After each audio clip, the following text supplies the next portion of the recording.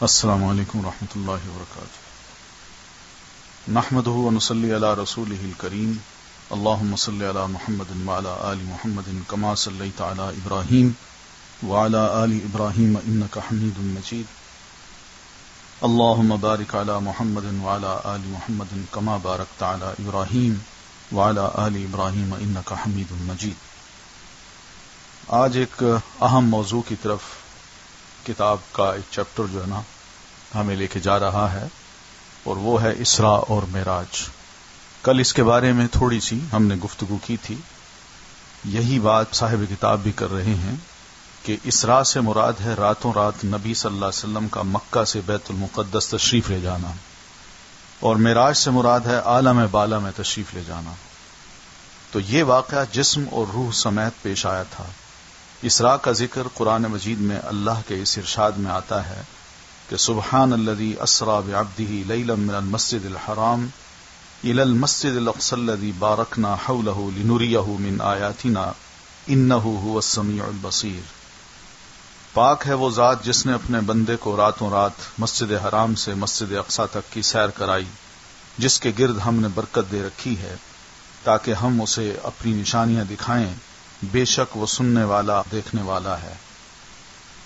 تو مسجد اقصی ایک ایسی مقدس جگہ ہے، اس کو بیت المقدس اس لیے بھی کہتے ہیں کہ اس کے ارد گرد اللہ تعالیٰ نے اس سرزمین میں یا اس ماحول میں بڑی برکت رکھی ہوئی ہے۔ معراج کے بارے میں کہا جاتا ہے کہ وہ سورہ نجم کی 7ویں آیت سے لے کر 18ویں آیت تک میں مذکور ہے، یعنی اس کا ذکر وہاں ہے۔ اور یہ بھی کہا جاتا ہے کہ ان آیات میں جو کچھ مذکور ہے وہ معراج کے ما سوا ہے، یعنی دو رائے ہیں کہ یہ معراج نہیں ہے بلکہ اس کے علاوہ کچھ اور ہے۔ اور معراج کے وقت میں بھی اختلاف ہے، کیونکہ عرب ماحول ایسا تھا کہ وہاں کوئی چیز بھی ضبط نہیں کی جاتی تھی، لکھی نہیں جاتی تھی، بس ذہنوں میں ایک بات یاد رکھی جاتی تھی کہ یہ کام فلاں مہینے میں بس ہوا تھا یا فلاں سال ہوا تھا۔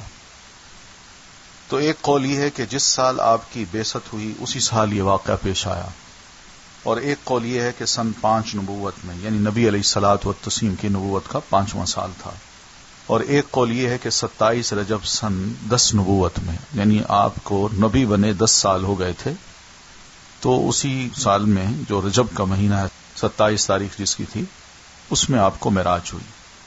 اور ایک قول یہ ہے کہ 17 رمضان سن 12 نبوت میں، اور ایک قول یہ ہے کہ محرم میں، یعنی اسی مہینے، یعنی محرم کا مہینہ اور 12 نبوت، اور ایک قول یہ ہے کہ 17 ربیع الاول سن 13 نبوت میں۔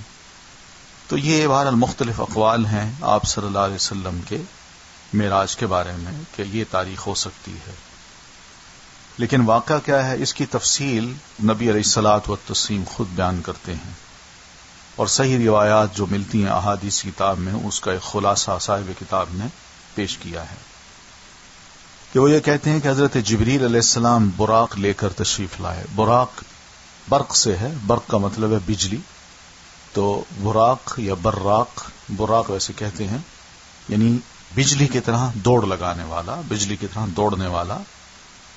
یہ گدھے سے بڑا اور خچر سے چھوٹا ایک جانور ہے جو اپنا کھر اپنی نگاہ کے آخری مقام پر رکھتا ہے، یعنی اس کی نگاہ جہاں تک جاتی ہے وہ اپنا کھر، اپنا قدم اٹھاتا ہے تو اس کا سٹیپ وہیں جا کے پہنچتا ہے۔ اس وقت نبی صلی اللہ علیہ وسلم مسجد حرام میں تھے، تو براق آیا، آپ براق پر سوار ہو کر حضرت جبریل علیہ السلام کی معیت میں بیت المقدس تشریف لے گئے، اور وہاں جس حلقے میں انبیاء اپنی سواریاں باندھتے تھے اسی میں براق کو باندھ دیا۔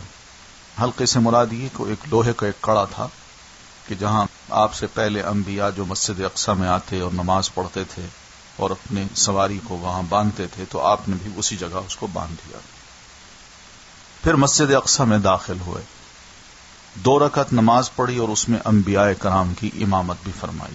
یعنی انبیاء کرام کی کس طرح امامت فرمائی؟ کیا وہ جسد یعنی پورے جسم کے ساتھ وہاں موجود تھے یا ان کو کسی طرح پیش کیا گیا تھا؟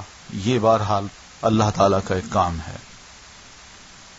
آپ صلی اللہ علیہ وسلم نے جب انبیاء کرام کی امامت کرائی ہے تو اسی وجہ سے آپ صلی اللہ علیہ وسلم کو امام الانبیاء بھی کہا جاتا ہے کہ آپ انبیاء کے امام ہیں۔ پھر حضرت جبریل علیہ السلام آپ کے پاس 3 برتن لائے، ایک شراب کا تھا، دوسرا دودھ کا تھا اور تیسرا شہد کا، کہ آپ ان میں سے جو پسند فرمائیں آپ پی لیجئے۔ تو آپ نے دودھ پسند فرمایا۔ جبریل امین نے کہا آپ نے فطرت پائی، آپ نے نیچرل مزاج پایا ہے اور اسی کے مطابق آپ نے چیز کی سلیکشن کی ہے، تو آپ کو بھی ہدایت نصیب ہوئی اور آپ کی امت کو بھی۔ لیکن اگر آپ نے شراب پسند فرمائی ہوتی تو آپ کی امت گمراہ ہو چکی ہوتی۔ تو یہ بھی یعنی خوراک کی طرف اشارہ ہے کہ آپ صلی اللہ علیہ وسلم ہمیشہ اچھی خوراک کو، جو فطری چیز ہے، اس کو پسند فرمایا کرتے تھے، اور جو فطرت کو نقصان دینے والی چیز ہو اس سے آپ اوائڈ کرتے تھے۔ اس کے بعد آپ صلی اللہ علیہ وسلم کو بیت المقدس سے آسمان دنیا تک لے جایا گیا، یعنی یہ دنیا کا آسمان جو ہم بیٹھے جس آسمان کو دیکھتے ہیں۔ حضرت جبریل علیہ السلام نے دروازہ کھلوایا، آپ کے لیے دروازہ کھولا گیا۔ آپ نے وہاں انسانوں کے والد حضرت آدم علیہ السلام کو دیکھا اور انہیں سلام کیا۔ انہوں نے بھی آپ کے سلام کا جواب دیا، مرحبا کہا اور آپ کی نبوت کا اقرار کیا۔ ان کے دائیں ایک گروہ تھا، یعنی رائٹ سائڈ پہ، جب انہیں دیکھتے آدم علیہ السلام تو مسکراتے تھے۔ یہ سعادت مندوں کی روحیں تھیں، یعنی انہی کی اولاد میں وہ نیک بخت لوگ تھے جنہوں نے بڑے اچھے کام کیے اور اللہ کو خوش کیا۔ اور ان کے بائیں جانب بھی ایک گروہ تھا، جب حضرت آدم انہیں دیکھتے تو روتے۔ یہ بدبختوں کی روحیں تھیں، یعنی انہی کی اولاد میں جو نکمے اور نکھٹو تھے اور اللہ کو ناراض کر کے اس دنیا سے رخصت ہوئے، یہ ان کی روحیں تھیں۔ پھر آپ کو دوسرے آسمان پر لے جایا گیا۔ جبریل امین نے دروازہ کھلوایا، آپ کے لیے دروازہ کھولا گیا۔ آپ نے اس میں 2 خالہ زاد بھائیوں حضرت یحییٰ ابن زکریا اور حضرت عیسیٰ ابن مریم کو دیکھا اور انہیں سلام کیا۔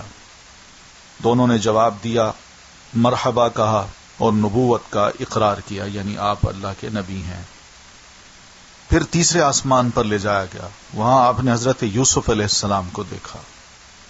انہیں آدھا حسن دیا گیا تھا، یعنی دنیا میں جو بھی حسن ہے آدھا حسن حضرت یوسف علیہ السلام کو دیا گیا تھا۔ آپ نے انہیں بھی سلام کیا، انہوں نے جواب دیا، مرحبا کہا اور آپ کی نبوت کا اقرار کیا۔ پھر آپ کو چوتھے آسمان پر لے جایا گیا، وہاں حضرت ادریس علیہ السلام کو دیکھا اور انہیں سلام کیا، انہوں نے جواب دیا، مرحبا کہا اور آپ کی نبوت کا اقرار کیا۔ پھر 5ویں آسمان پر لے جائے گئے، وہاں ہارون علیہ السلام کو دیکھا اور انہیں سلام کیا، انہوں نے سلام کا جواب دیا، مرحبا کہا اور آپ کی نبوت کا اقرار کیا۔ پھر آپ کو 6ٹھے آسمان پر لے جایا گیا، حضرت موسیٰ علیہ السلام سے وہاں ملاقات ہوئی، آپ نے انہیں سلام کیا، انہوں نے جواب دیا، مرحبا کہا اور آپ کی نبوت کا اقرار کیا۔ پھر جب آپ وہاں سے آگے بڑھے تو وہ رونے لگے، حضرت موسیٰ علیہ السلام رونے لگے۔ ان سے کہا گیا کہ آپ کیوں رو رہے ہیں؟ جواب میں انہوں نے فرمایا، میں اس لیے رو رہا ہوں کہ ایک جوان میرے بعد مبعوث ہوا، اس کی امت میری امت سے زیادہ تعداد میں جنت کے اندر داخل ہوگی، مگر میری امت کے افراد کم ہوں گے۔ اس کے بعد 7ویں آسمان پر لے جایا گیا، وہاں آپ کی ملاقات حضرت ابراہیم علیہ السلام سے ہوئی، آپ نے انہیں سلام کیا، انہوں نے جواب دیا، مرحبا کہا اور آپ کی نبوت کا اقرار کیا۔ یہ جو اقرار کی بار بار باتیں آ رہی ہیں، یہ وہی ہے کہ اللہ تعالیٰ نے جس طرح روحوں کو جمع کر کے ان سے ایک عہد لیا تھا کہ اگر تمہارے ہوتے ہوئے ایک نبی رسول آ جائے تو کیا تم اس کو مانو گے؟ اقررتم علی ذالکم واخذتم علی ذالکم اسری قالوا اقررنا۔ تو یہ وہی بات ہے کہ نبی علیہ الصلوۃ والتسلیم کے بارے میں ان کا یہ اقرار ہے کہ آپ واقعی اللہ کے رسول ہیں۔ تو ابراہیم علیہ السلام اپنی پشت بیت المعمور سے لگائے ہوئے تھے۔ یہ بیت المعمور فرشتوں کا ایک قسم کا خانہ کعبہ ہے، جو ہمارے نیچے کا زمین کا جو خانہ کعبہ ہے بالکل اسی کے اوپر کر کے وہ ہے۔ تو اس میں 70,000 فرشتے روزانہ داخل ہوتے ہیں طواف کے لیے، اور دوبارہ قیامت تک ان کے پلٹنے کی باری نہیں آئے گی، یعنی اتنی زیادہ تعداد میں فرشتے ہیں۔ اسی وجہ سے تو اللہ تعالیٰ فرماتے ہیں، انسانوں تم میں جتنے سارے کے سارے نیک بن جائیں، میری خدائی میں کوئی بڑائی نہیں آ سکتی، اور اگر سارے کے سارے مل کے انتہائی گناہ گار بن جائیں، فاجر و فاسق بن جائیں، تب بھی میری خدائی میں کوئی کمی نہیں آ سکتی، اس لیے کہ اوپر بے شمار فرشتے ہیں، تعداد اتنی زیادہ ہے جس کا شمار نہیں ہو سکتا۔ نبی علیہ الصلوۃ والتسلیم نے اپنی ایک حدیث میں فرمایا کہ یہ جو آسمان ہے چرچرا رہا ہے۔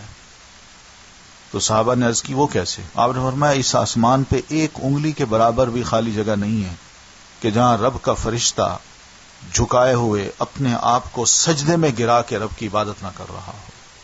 پوری آسمان کی چھت جو ہے وہ فل ہے فرشتوں سے جو اللہ کی عبادت میں مصروف ہے، تو اس وجہ سے یہ چرچرا رہا ہے۔ پھر آپ کو سدرۃ المنتہا تک لے جایا گیا۔ اس کے پتے ہاتھی کے کان جیسے تھے اور پھل بڑے کنڈوں یا ٹھلیوں جیسے۔ پھر اس پر سونے کے پتنگے چھا گئے اور اللہ کے حکم میں سے جو کچھ چھانا تھا چھا گیا۔ اذ یغشی السدرۃ ما یغشی، تو یہ وہی ہے ما یغشی، جو چھانا تھا اس پہ چھا گیا۔ پھر اس سے وہ سدرہ یعنی بیری کا درخت تبدیل ہو کر اتنا خوبصورت ہو گیا کہ اللہ کی کوئی مخلوق اس کا حسن بیان کرنے کی تاب نہیں رکھتی۔ اس لیے تو قرآن مجید میں صرف اتنے لفظ کہہ کے اللہ نے اکتفا کیا ہے، اذ یغشی السدرۃ ما یغشی، جب سدرہ درخت پر جو چھا گیا، بس اتنے لفظ فرمائے ہیں۔ پھر آپ صلی اللہ علیہ وسلم کو جبار جل جلالہ کے حضور لے جایا گیا اور آپ اس کے اتنے قریب ہوئے کہ 2 کمانوں کے برابر یا اس سے بھی کم فاصلہ رہ گیا۔ اس وقت اللہ نے اپنے بندے پر وحی فرمائی اور آپ پر اور آپ کی امت پر دن رات میں 50 وقت کی نمازیں فرض کی۔ اب یہاں انہوں نے یہ لکھا ہے کہ اللہ کے حضور آپ کو لے جایا گیا اور آپ اللہ کے قریب ہو گئے، اتنے قریب ہو گئے کہ 2 کمانوں کے برابر یا اس سے بھی کم فاصلہ رہ گیا۔ تو قرآن مجید کی سورہ نجم کی یہ جو آیتیں ہیں، ان آیات پہ اگر غور کریں تو مفسرین کی اکثریت یہ بات لکھتی ہے کہ یہ جبریل امین تھے کہ جو آپ صلی اللہ علیہ وسلم کے اتنے قریب ہو گئے کہ 2 کمانوں کے برابر اس سے بھی کم فاصلہ رہ گیا، کیونکہ جو الفاظ ہیں ثم دنا فتدلا، پھر وہ قریب آیا، اور تدلا تو وہ یعنی بالکل اس طرح نیچے آ گیا، یعنی بالکل اس طرح جیسے کوئی اوپر سے جہاز لینڈ کرتا ہے نا تو آہستہ آہستہ نیچے آ جاتا ہے۔ تدلا دلو سے، دلو کہتے ہیں لوٹے کو، تو لوٹے کو جس طرح پہلے کنویں میں ڈالتے تھے تو آہستہ آہستہ یوں جاتا ہے، تو یوں جب جاتا ہے تو یہ ہے تدلا۔ تو اسی طرح جہاز بھی جب نیچے آتا ہے تو یہ بھی تدلا ہے، تو وہ بھی بالکل نیچے آ گئے۔ تو یہ جبریل امین کے بارے میں ہے کہ وہی تدلا کر سکتے ہیں، اللہ تعالیٰ کو اس کی ضرورت نہیں ہے۔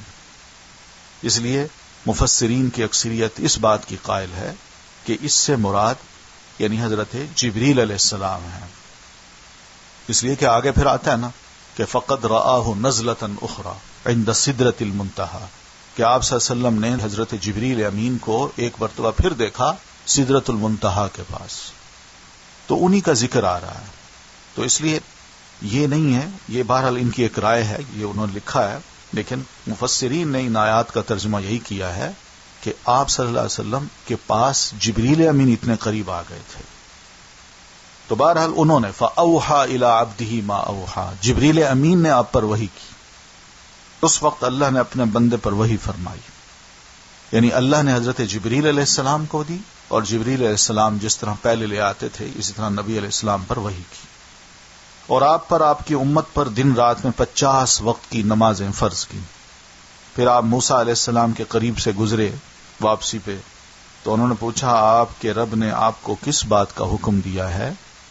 آپ نے فرمایا ب50 صلاۃ، 50 نمازوں کا حکم دیا ہے۔ انہوں نے کہا آپ کی امت اس کی طاقت نہیں رکھتی، اپنے رب کے پاس واپس جائیے اور اس سے تخفیف کا سوال کیجیے کہ تھوڑی سی رعایت کریں، یہ 50 نمازیں بہت زیادہ ہیں۔ آپ نے جبریل امین کی طرف دیکھا، انہوں نے اشارہ کیا کہ ہاں اگر آپ چاہیں تو، چنانچہ آپ واپس تشریف لے گئے۔ اللہ نے پھر 10 نمازیں کم کر دی۔ پھر حضرت موسیٰ علیہ السلام کے پاس گزرے تو انہوں نے پھر پوچھا، آپ نے بتایا تو انہوں نے فرمایا کہ اور تخفیف کرائیے، تخفیف کا سوال دوبارہ کیجیے۔ یوں حضرت موسیٰ علیہ السلام اور اللہ جل جلالہ کے درمیان آپ صلی اللہ علیہ وسلم کی آمد و رفت جاری رہی، یہاں تک کہ اللہ نے 5 نمازیں کر دی۔ اس کے بعد آپ پھر حضرت موسیٰ علیہ السلام کے پاس سے گزرے تو انہوں نے پھر جا کر تخفیف کے بارے میں سوال کا مشورہ دیا کہ آپ جائیے، 5 بھی بہت ہیں، ذرا اور کم کرائیے. اور کہا کہ میں نے اس سے کم پر بنو اسرائیل کو بلایا تھا، یعنی 2 نمازیں تھیں ان پر، لیکن وہ ادا کرنے سے قاصر رہے اور اسے چھوڑ دیا. اس لیے آپ جائیے، 5 بہت زیادہ ہیں، کم کرائیے.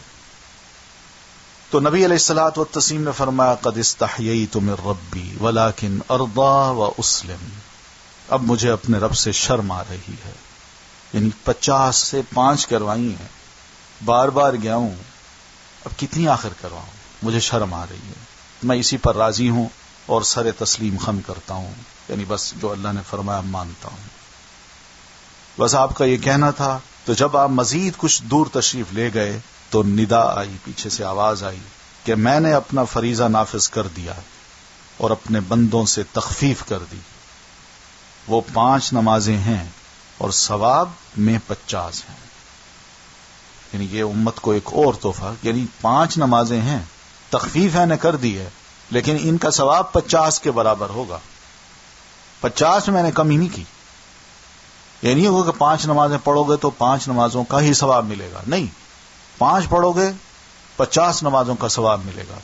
بس میں نے اتنی رعایت کر دی ہے، لیکن میرے نزدیک بات نہیں بدلی جاتی. جو میں فیصلے پہلے کر چکا ہوتا ہوں میں اس کو بدلتا نہیں ہوں. تو لہذا بات وہی ہے. فیصلہ میرا یہی تھا کہ 50 نمازیں پڑھیں، 50 میں نے تخفیف کر کے 5 کر دی ہیں، لیکن ثواب میں نے اتنا رکھا ہے. پھر اسی رات نبی صلی اللہ علیہ وسلم مکہ مکرمہ واپس تشریف لائے. اسی رات کو ہی جب صبح ہوئی تو آپ نے اپنی قوم کو ان بڑی بڑی نشانیوں کی خبر دی جو اللہ عز و جل نے آپ کو دکھلائی تھی. یعنی آپ اوپر تشریف لے گئے، یہاں سے یعنی مکہ سے بیت المقدس اور بیت المقدس سے پھر ملائے اعلیٰ. تو قوم کی تکذیب اور اذیت اور ضرر رسانی میں شدت آ گئی. کسی نے تالیاں بجائیں یہ باتیں سن کے، اور کسی نے تعجب و انکار سے ہاتھ اپنے سر پہ رکھ لیا. کچھ لوگ حضرت ابو بکر صدیق رضی اللہ تعالیٰ عنہ کے پاس دوڑے، جن میں ابو جہل بھی تھا، اور انہیں خبر دی کہ سنا ہے تمہارے دوست کیا کہتے ہیں. تو انہوں نے کہا اگر یہ بات آپ نے کہی ہے تو سچ کہی ہے. لوگوں نے کہا اچھا آپ بھی ان کی تصدیق کرتے ہیں؟ تو ابو بکر صدیق نے فرمایا میں تو اس سے بھی دور کی بات پر آپ کی تصدیق کرتا ہوں. آسمان سے صبح یا شام جو خبر آتی ہے میں اس میں بھی آپ کو سچا مانتا ہوں. یعنی روزانہ آپ پر جو خبر آتی ہے میں اس کو بھی مانتا ہوں، اور اگر آپ نے یہ لفظ کہے ہیں کہ میں راتوں رات اوپر گیا ہوں واپس آ گیا ہوں تو میں اسے مانتا ہوں. تو اس پر آپ کا لقب صدیق پڑ گیا. یہ نبی علیہ السلام نے آپ کو یہ ٹائٹل دیا کہ آپ صدیق ہیں، سچائی کی تصدیق کرنے والے، اس کا ساتھ دینے والے. پھر کفار نے آپ کا امتحان لیا. یہ دعویٰ جو بہت بڑا دعویٰ تھا کہ آپ مکہ سے بیت المقدس اور بیت المقدس سے اوپر، تو کفار نے کہا چلیں اگر یہ دعویٰ اتنا بڑا ہے تو ذرا تھوڑا سا ٹیسٹ کر لیتے ہیں. پوچھا کہ آپ بیت المقدس کے اوصاف بیان کریں. آپ وہاں گئے ہیں، کیسے پایا آپ نے، کس قسم کی بلڈنگ تھی، کیسے اس کے دروازے تھے، اس کے باہر کا ماحول کیا ہے، اندر کا کیا ہے. آپ نے اس سے پہلے بیت المقدس دیکھا تھا نہ اس رات اس کی نشانیاں ضبط کی تھی. ذہن کچھ اور تھا کہ میں تو کسی اور کام کے لیے جا رہا ہوں. وہ یہ تو نہیں کہ بھئی میں اس کی 4 دیواری دیکھوں گا، دروازے دیکھوں گا اور اندر کا ماحول سارا ناپوں گا. لیکن اللہ نے اسے آپ کے لیے روشن کر دیا اور آپ اس کی نشانیاں بتاتے گئے. کفار پوچھتے گئے، آپ بتاتے گئے. آپ نے ایک ایک دروازہ اور ایک ایک جگہ بتائی اور وہ آپ کی کوئی تردید نہ کر سکے، بلکہ یہ کہا کہ جہاں تک اوصاف کا تعلق ہے، یعنی جو کچھ آپ بتا رہے ہیں بیت المقدس یوں بنا ہوا ہے، آپ نے بالکل ٹھیک ٹھیک بیان کیا ہے. انہوں نے اپنے ایک قافلے کے متعلق بھی سوال کیا کہ ہمارا ایک کیروان تھا جو جا رہا تھا، ملک شام سے واپس آ رہا تھا، آپ نے کیا اس قافلے کو دیکھا؟ آپ نے اس قافلے کے اونٹوں کی تعداد، قافلے کے احوال، اس کے پہنچنے کا وقت اور جو اونٹ آگے آگے آ رہا تھا ان سب کی خبر دے دی، اور جیسے آپ نے بتایا ویسے ہی ہوا. یعنی جب وہ واپس آئے تو ان سے اہل مکہ نے پوچھا تو جو کچھ آپ نے بتایا تھا وہ ویسے کا ویسے سامنے آیا. لیکن ان ظالموں نے کفر ہی پر اصرار کیا کہ ہم نہیں مانتے آپ کو. اسراء کی صبح حضرت جبریل امین تشریف لائے. رسول اکرم صلی اللہ علیہ وسلم کو 5 نمازوں کی کیفیت اور ان کے اوقات سکھائے. یہی وہ حدیث ہے جس کے بارے میں آپ فرماتے ہیں امنی جبریل عند باب الکعبۃ، یہ جبریل امین نے کعبہ کے پاس یا کعبہ کے دروازے کے پاس میری امامت کی اور مجھے نماز پڑھائی. یعنی پہلے دن اول وقت میں 5 نمازیں پڑھائیں، ظہر، عصر، مغرب و عشاء اور فجر کی، اور دوسرے دن ایک نماز کا جو آخری وقت ہوتا ہے اس میں حضرت جبریل علیہ السلام نے 5 نمازیں پڑھائیں، اور جب جانے لگے تو آپ کو فرمایا اللہ کے رسول الوقت ما بین ھذین، آپ کی امت کے لیے ان 2 نمازوں کے درمیان جو وقت ہے وہ نماز کا وقت ہے۔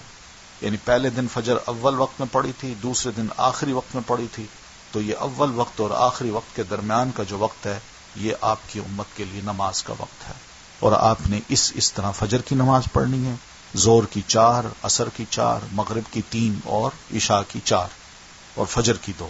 اس طرح وہ پوری امامت کرا کے ایک ایک نماز سکھا کے چلے گئے۔ اس سے پہلے نماز صرف 2 رکعت صبح اور 2 رکعت شام ہوا کرتی تھی، یعنی معراج سے پہلے نبی علیہ الصلوۃ والتسلیم 2 رکعتیں صبح کی پڑھتے تھے اور 2 شام کی پڑھتے تھے۔ یہی وہ حدیث ہے جس کو ام المومنین فرماتی ہیں کہ ابتدا میں نماز 2 رکعت تھی، پھر آپ جب معراج سے واپس تشریف لائے تو اللہ تعالیٰ نے 5 نمازیں فرض قرار دی اور ان کی تعداد بھی بتا دی اور اوقات بھی بتا دیے۔ تو یہ اب احکام آنا شروع ہو گئے ہیں، یعنی پہلا حکم نماز کا آیا ہے۔ عقائد کے بعد سب سے پہلا حکم جو اس امت کو رسول اللہ صلی اللہ علیہ وسلم کے ذریعے دیا گیا وہ نماز کا ہے، اور پھر جب آپ مدینہ تشریف لاتے ہیں تو آہستہ آہستہ اور احکام نازل ہونا شروع ہوتے ہیں۔ جب سے اللہ نے رسول اللہ صلی اللہ علیہ وسلم کو کھلم کھلا دعوت و تبلیغ کا حکم دیا تھا تو آپ کا طریقہ یہ تھا کہ حج کے موسم اور عرب کے بازاروں کے ایام میں، ایام کا مطلب یعنی انہی دنوں میں جب بازار سجتے تھے یا ان کے میلے ٹھیلے ہوا کرتے تھے، تو آپ قبائل کے خیموں اور ٹھکانوں پر تشریف لے جاتے اور انہیں اسلام کی دعوت دیا کرتے تھے۔ جاہلیت میں یعنی اسلام کے آنے سے پہلے عرب کے مشہور اور مکہ سے قریب ترین بازار 3 تھے، عکاظ، مجنہ اور ذوالمجاز۔ عکاظ نخلا اور طائف کے درمیان ایک بستی تھی جہاں پہلی ذی قعدہ سے 20 ذی قعدہ تک بازار لگتا تھا اور عرب ورلڈ آتی تھی وہاں، تو یہاں بے شمار بازار لگتے، لوگ اپنی اپنی چیزیں لے کے آتے، اور پھر اسی طرح شاعر حضرات بھی آتے تھے اور مختلف مداری، جادوگر، یہ بھی سب پہنچتے تھے وہاں۔ اس کے بعد لوگ مجنہ منتقل ہو جاتے، یعنی وہاں سے پھر عکاظ سے مجنہ آ جاتے، اور وہاں ذی القعدہ کے خاتمے تک بازار لگتے تھے۔ مجنہ مکہ سے نیچے وادی مر الزہران میں ایک مقام کا نام ہے، وہاں پر یہ بازار لگتا تھا۔ پھر ذوالمجاز یہ تیسرا بازار تھا، یہ جبل عرفہ یعنی جبل رحمت کے پیچھے ہے، وہاں پہلی ذی الحجہ سے 8 ذی الحجہ تک بازار لگتا تھا۔ اس کے بعد لوگ مناسک حج کی ادائیگی کے لیے فارغ ہو جاتے تھے، یعنی 9 تاریخ کو وہ عرفات میں آ جاتے اور اپنی مناسک حج شروع کر دیتے تھے۔ تو جن قبائل کو رسول اللہ صلی اللہ علیہ وسلم نے اسلام کی دعوت دی اور اس مقصد کے لیے آپ نے ان سے پناہ اور مدد مانگی، ان کے نام یہ ہیں: بنو عامر بن صعصعہ، بنو محارب بن خصفہ، بنو فزارہ، غسان اور مرہ، بنو حنیفہ، بنو سلیم، بنو عبس، بنو نصر، بنو البکا، کندہ اور کلب، بنو الحارث بن کعب، عذرہ اور حضارمہ۔ ان میں سے کسی نے بھی آپ کی دعوت قبول نہیں کی، یہ بڑے بڑے قبائل تھے، لیکن ان کے جوابات اور انداز مختلف تھے۔ کسی نے بہترین جواب دیا، کسی نے آپ کے بعد اپنے لیے سرداری کی شرط لگائی کہ آپ فوت ہو جائیں تو پھر مجھے تسلیم کیا جائے بڑا۔ کسی نے کہا آپ کا خاندان اور قبیلہ آپ کو بہتر جانتا ہے کہ اس نے آپ کی پیروی نہیں کی، ہم آپ کے ساتھ نہیں چل سکتے۔ کسی نے بہت ہی برا جواب دیا، اور ان میں سب سے برا جواب مسیلمہ کذاب کے گروہ بنو حنیفہ کا تھا۔ پھر ایمان کی شعاعیں مکہ سے اب باہر نکلتی ہیں۔ جس زمانے میں اسلامی دعوت مکہ کے اندر مشکل ترین مرحلے سے گزر رہی تھی، اللہ نے مقدر کر رکھا تھا کہ اسی زمانے میں مکہ سے باہر کچھ لوگ ایمان لائیں۔ یوں ان کی حیثیت امید کی چنگاری تھی جو مایوسی کی تاریکیوں میں چمکی، یعنی اگر مکی لوگ نہیں مانتے تو باہر سے اللہ تعالیٰ چند لوگوں کو بھیج دے، وہ آئیں، ایمان قبول کریں، اور جہاں جہاں جائیں وہ کم از کم رسول اللہ صلی اللہ علیہ وسلم کا تعارف ہی کرا دیں اور بتا دیں کہ یہ اسلام ہے، یہ اللہ کے رسول ہیں۔ تو ان میں سب سے پہلے سوید بن صامت کا نام آتا ہے رضی اللہ عنہ۔ یہ شاعر تھے، گہری سوجھ بوجھ کے حامل اور یثرب کے باشندے تھے۔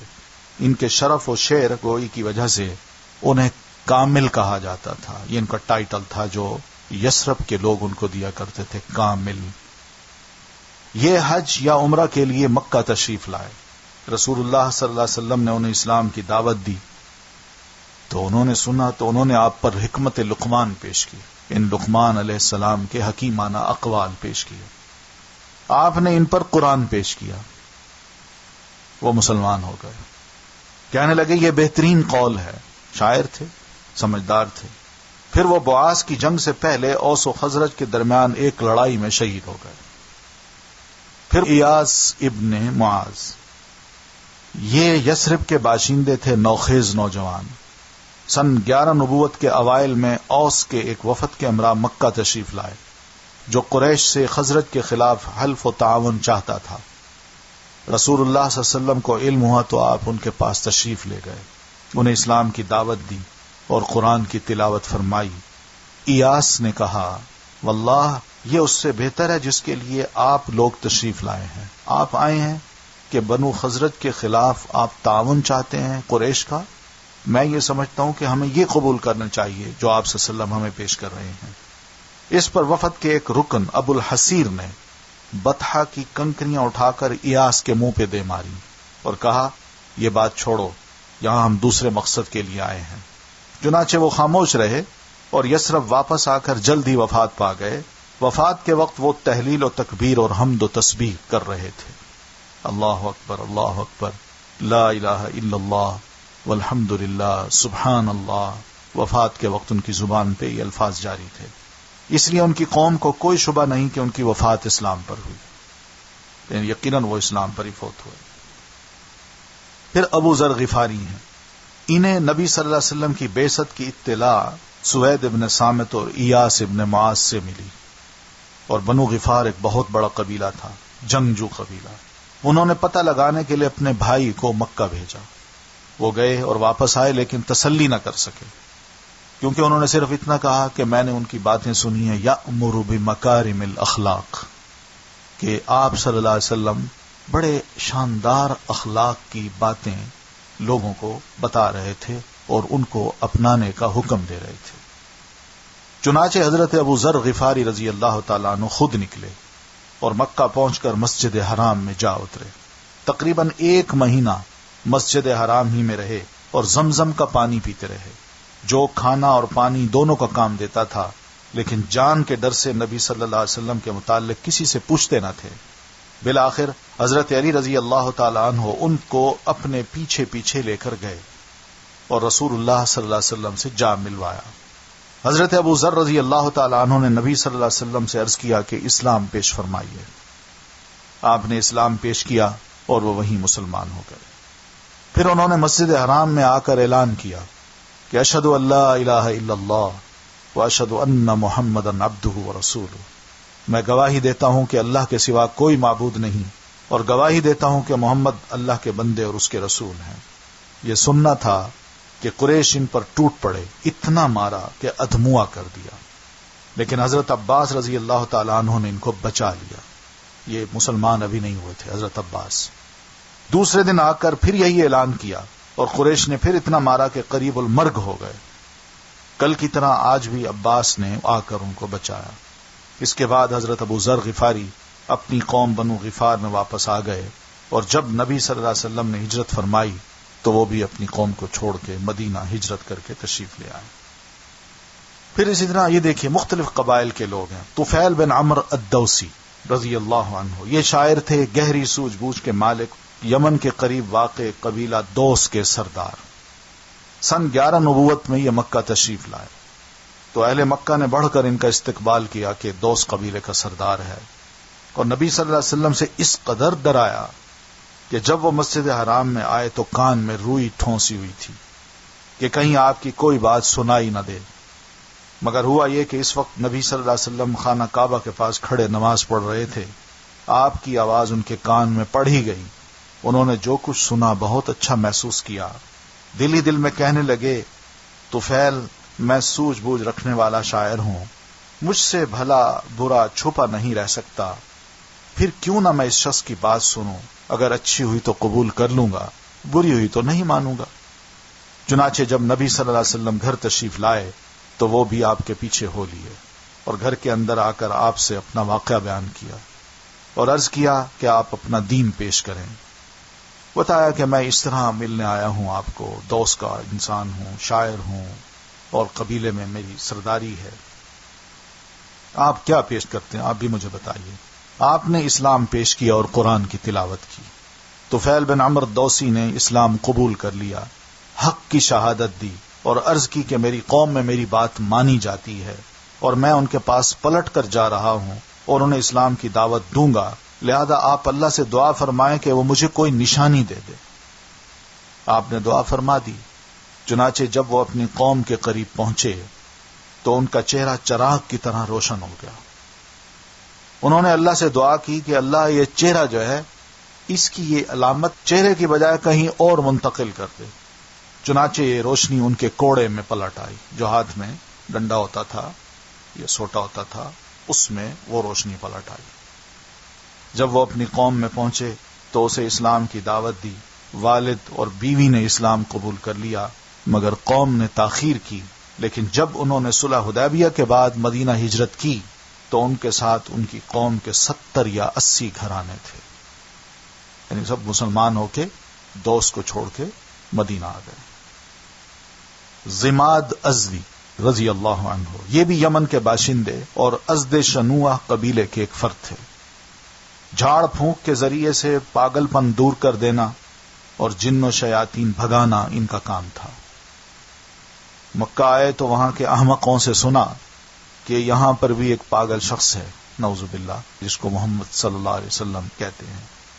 چنانچہ وہ آپ کا علاج کرنے کے لیے آپ کے پاس آئے تو رسول اللہ صلی اللہ علیہ وسلم نے فرمایا بیٹھو۔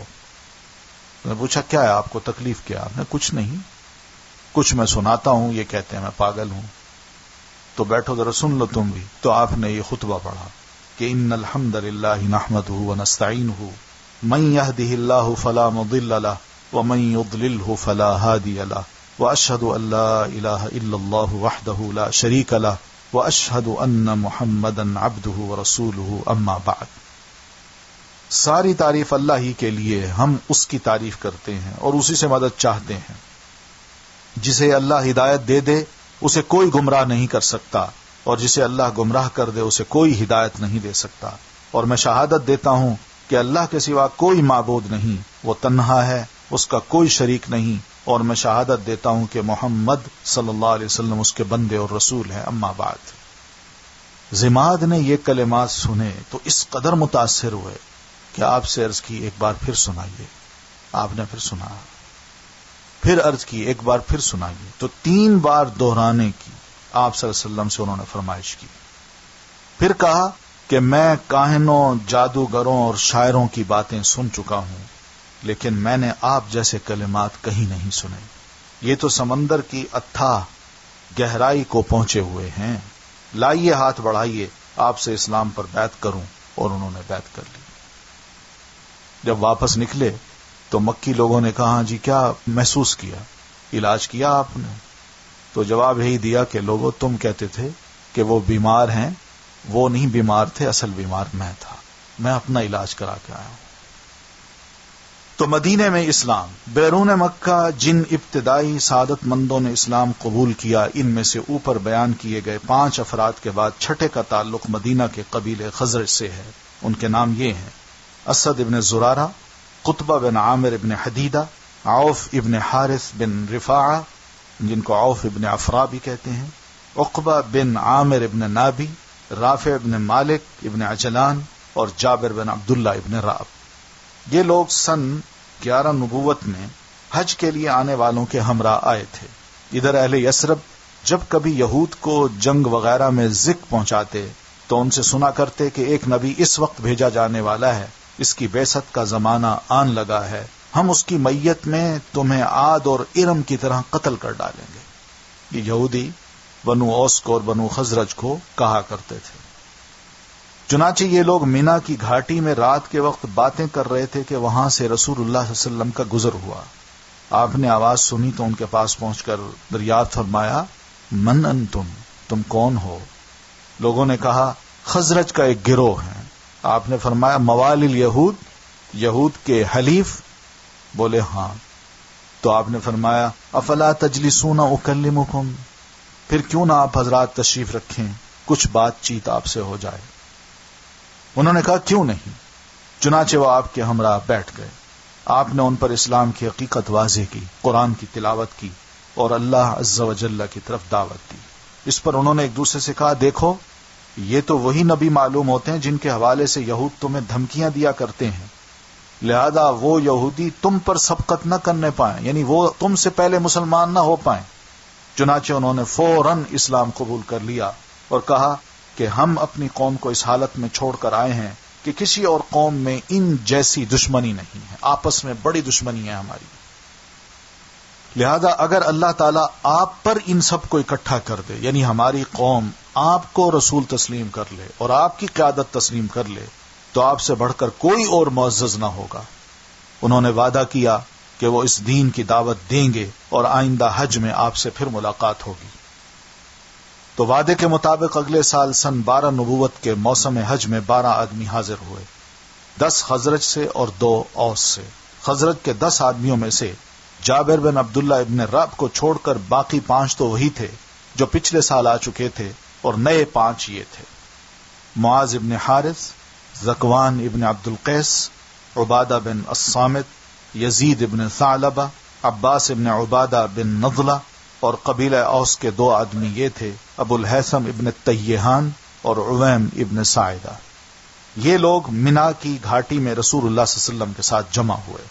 آپ نے انہیں اسلام سکھایا اور فرمایا تعالوا بایعونی علی اللہ تشرکوا باللہ شیئا ولا تسرقوا ولا تزنوا ولا تقتلوا اولادکم ولا تأتوا ببہتان تفترونہ بین ایدیکم وارجلکم ولا تعصونی فی معروف فمن وفى منكم فأجره على الله ومن أصاب من ذلك شيئا فعوقب به في الدنيا فهو كفارة له ومن أصاب من ذلك شيئا فستره الله فأمره إلى الله إن شاء عاقبه وإن شاء عفا عنه۔ آؤ مجھ سے اس بات پر بیعت کرو کہ اللہ کے ساتھ کسی چیز کو شریک نہ کرو گے، چوری نہ کرو گے، زنا نہ کرو گے، اپنی اولاد کو قتل نہ کرو گے، من گھڑت بہتان نہ لگاؤ گے، اور کسی بھلی بات میں میری نافرمانی نہ کرو گے۔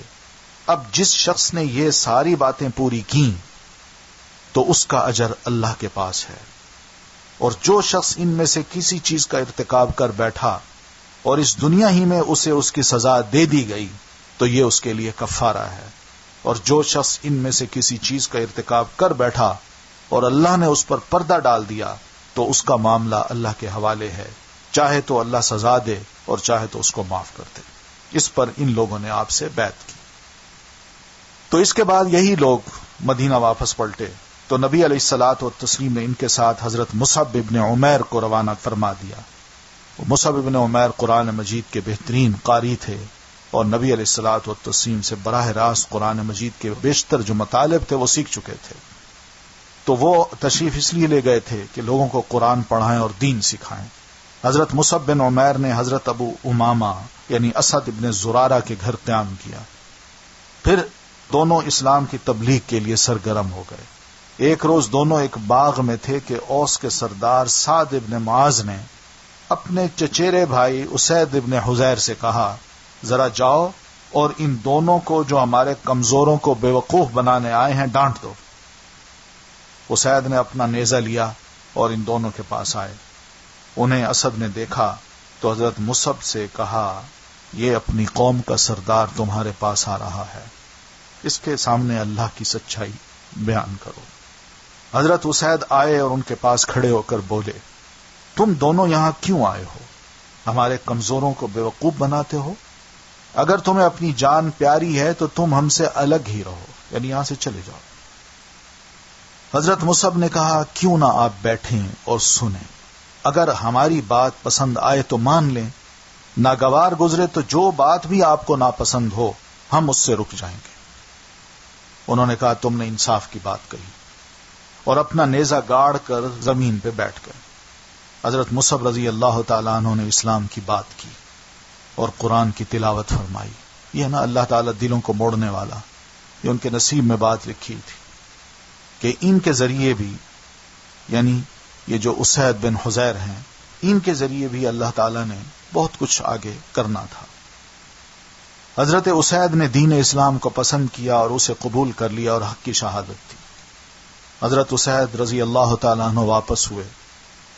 حضرت سعد بن معاذ کو ان کے پاس بھیجنے کے لیے ایک حیلہ اختیار کیا کہ یہ وہ قوم کے سردار ہیں، تو میں تو مسلمان ہو گیا ہوں، یہ بھی ہو جائیں تو اچھی بات ہے۔ اب دیکھیں نا کس طرح ذرائع بنتے جا رہے ہیں۔ انہوں نے کہا میں نے دونوں سے گفتگو کی، یعنی سعد بن معاذ کو جا کے وہ کہتے ہیں میں نے دونوں سے گفتگو کی، واللہ مجھے تو کوئی حرج نظر نہیں آیا۔ ویسے میں نے انہیں منع کر دیا ہے اور انہوں نے کہا ہے کہ ہم وہی کریں گے جو آپ چاہیں گے۔ البتہ مجھے بتایا گیا ہے کہ بنو حارثہ کے لوگ اسد بن زرارہ کو قتل کرنے نکلے ہیں، اور اسد بن زرارہ ان کی خالہ کا لڑکے تھے جو یہ مصعب کے ساتھ باغ میں کھڑے تھے، وہ مسلمان پہلے ہی ہو چکے تھے، کیونکہ وہ آپ کی خالہ کا لڑکا ہے اور یہ لوگ چاہتے ہیں کہ آپ کا عہد توڑ دیں۔ اس پر حضرت سعد رضی اللہ تعالیٰ عنہ بھڑک اٹھے اور بگڑے ہوئے ان دونوں کے پاس پہنچے۔ ان کے ساتھ بھی حضرت مصعب نے وہی سلوک کیا جو حضرت اسید کے ساتھ کیا تھا۔ وہ بھی بیٹھے، حضرت مصعب نے ان کو اسلام کی بات کی، قرآن پاک کی تلاوت فرمائی، تو اللہ نے انہیں بھی اسلام کی ہدایت دے دی، چنانچہ وہ بھی مسلمان ہو گئے، حق کی شہادت دی۔ پھر قوم میں واپس آئے اور کہا اے بنو عبد الاشہل، تم لوگوں کی میرے بارے میں کیا رائے ہے؟ انہوں نے کہا آپ ہمارے سردار ہیں اور سب سے اچھی سوجھ بوجھ رکھتے ہیں۔ حضرت سعد رضی اللہ تعالیٰ عنہ نے کہا اچھا تو تمہارے مردوں اور عورتوں سے میری بات چیت حرام ہے جب تک کہ تم لوگ اللہ اور اس کے رسول پر ایمان نہ لاؤ۔ نتیجہ یہ ہوا کہ شام تک کوئی بھی مرد اور عورت ایسا نہ تھا جو مسلمان نہ ہو گیا ہو۔ صرف ایک آدمی اسیرم تھا جس کا اسلام جنگ احد تک مؤخر ہوا۔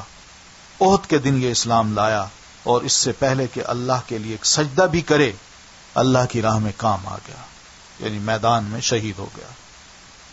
پھر اگلے موسم حج سے پہلے حضرت مصعب رضی اللہ تعالی عنہ اسی طرح کی کامیابی کی بشارتیں لیے ہوئے مکہ واپس تشریف لائے اور نبی علیہ الصلاۃ والتسلیم کو آ کے بتایا اللہ کے رسول یہ لوگ مسلمان ہو گئے ہیں، بنو خزرج کے اور بنو اوس کے، ان کے بڑے بڑے سردار بھی، اب میدان ہموار ہے۔